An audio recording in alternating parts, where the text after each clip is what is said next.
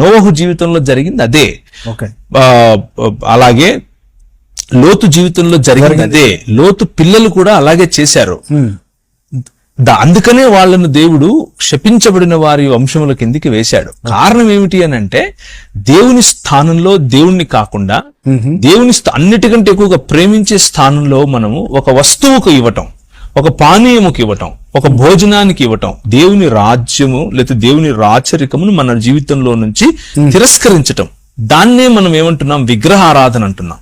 దాన్నే మనం ఏమంటున్నాం? దేవుణ్ణి తిరస్కరించడం అంటున్నాం. దాన్నే మనం పాపము అని కూడా పిలుస్తున్నాం, ఆజ్ఞాతిక్రమణ అని కూడా పిలుస్తున్నాం. సో అలా చేయటం వల్ల మనిషిగా ఉండకుండా ఇంకేదో అయ్యే ప్రయత్నం చేస్తున్నాడు.